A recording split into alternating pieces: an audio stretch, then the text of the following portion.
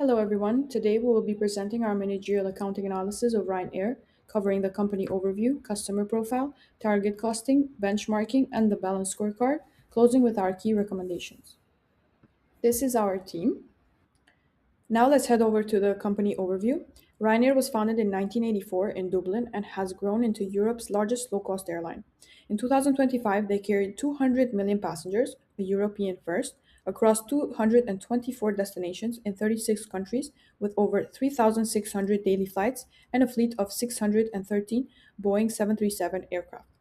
Revenue reached 13.9 billion euros, but net profit declined to 1.61 billion euros due to rising airport fees, wages, and the OTA boycott. 34% of the revenue comes from ancillary services like baggage and seat selection, not the base fare.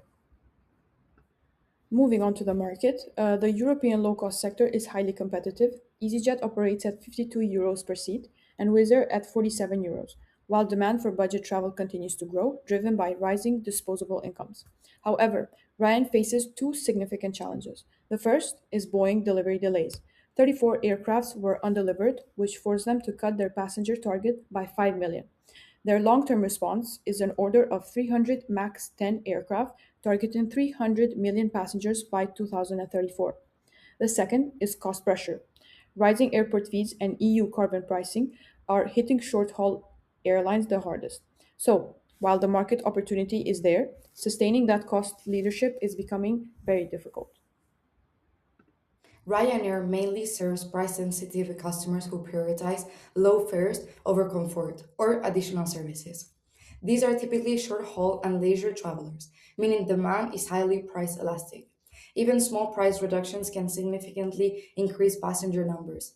As a result, Ryanair operates a high volume, low margin business model, where profitability depends on carrying as many passengers as possible rather than charging higher ticket prices. To support this, the company uses an unbundled pricing strategy where the base fare is kept very low, and any additional services like baggage, seat selection, and onboard purchases generate extra revenue. This customer behavior directly impacts operations requiring strict cost control, high aircraft utilization, and a standardized fleet to maintain efficiency and sustain its cost leadership strategy.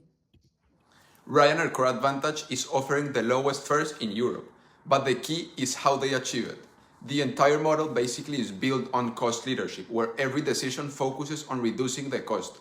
They maximize aircraft utilization, use standardized fleet to lower maintenance, and keep operations extremely simple. This creates a high efficient cost structure that allows them to consistently offer lower prices than the competition. The result is clear: lower costs drive lower prices, which drive higher demand. And importantly, the system is difficult for the competition to replicate. Despite its strong cost leadership, Ryanair still has opportunities to enhance its use of target costing. First, they could adopt a more dynamic approach to cost management, adjusting cost structures based on demand. For example, tightening cost controls during low demand while slightly increasing service quietly during peak periods when customers are willing, obviously, to pay more. Second, increasing automation and digitalization in areas like, for example, check-in, customer service, and operational planning could reduce labor costs and improve efficiency. On the third point, investing in fuel efficiency aircraft is a key long-term strategy. Fuel is one of the airline industry's largest costs, so improving efficiency can significantly reduce cost per passenger over time. However, there's a clear trade-off. Ryanair's strong focus on cost reduction can negatively impact customer experience and brand perception, especially due to additional charges and limited onboard services. So while target costing drives efficiency, long-term success depends on balancing cost leadership with customer value. So I will take you through the benchmarking analysis of Ryan's against its two competitors, which are the Wizz Air and EasyJet. If we look at the data, Ryan's Air position on cost and operations is undeniable. The company leads on profit margin, maintains the lowest cost per seat in the sector, and delivers the strongest on-time performance. This is not a marginal advantage; it's a structural one.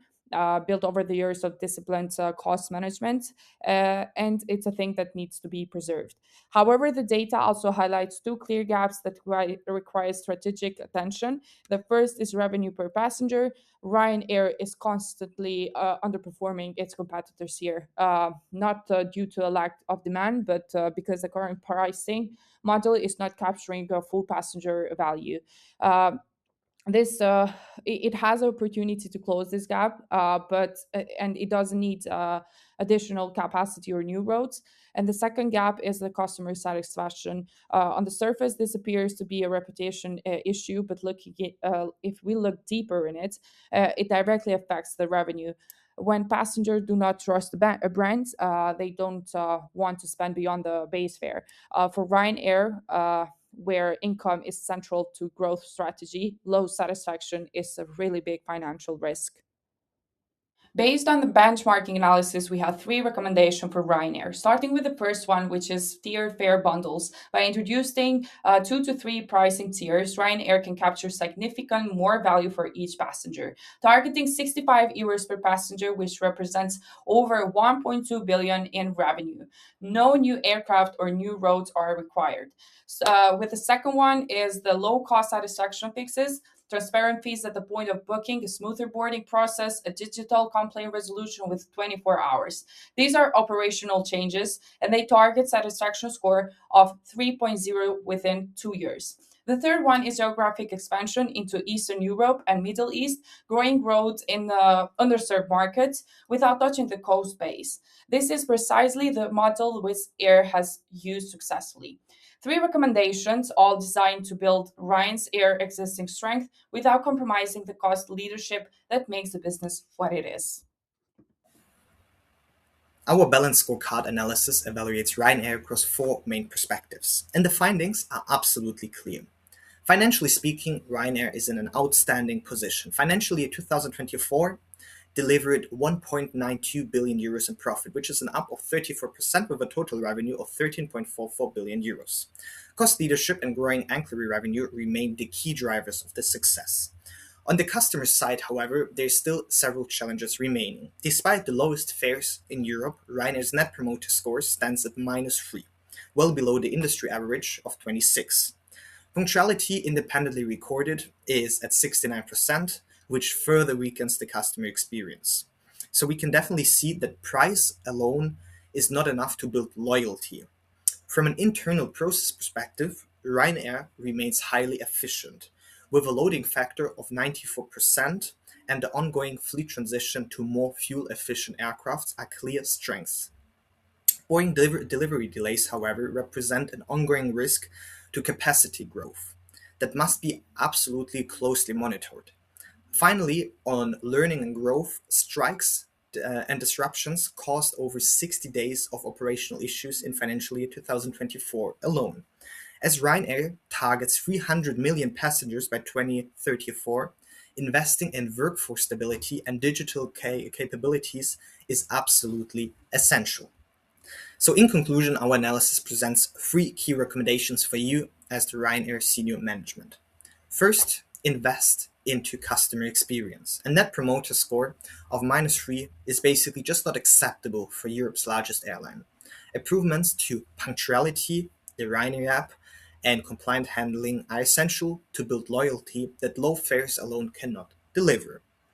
Second, resolve labor relations. Over 60 days of disruptions in financial year 2024 directly impacted profitability as well as reputation. So stable workforces relations are not a soft issue. They are financial priorities. Third, accelerate the fleet transition. The Boeing 737 Gamechanger is central to Ryanair's long-term cost advantage and new ambition of 300 million passengers by 2034. The supply chain risk must be actively mitigated as well as managed. Ryanair has the strongest financial foundation in European aviation, and these recommendations are in place to further protect and also improve its position. With that being said, we would like to thank you for your attention, and we are now open for questions.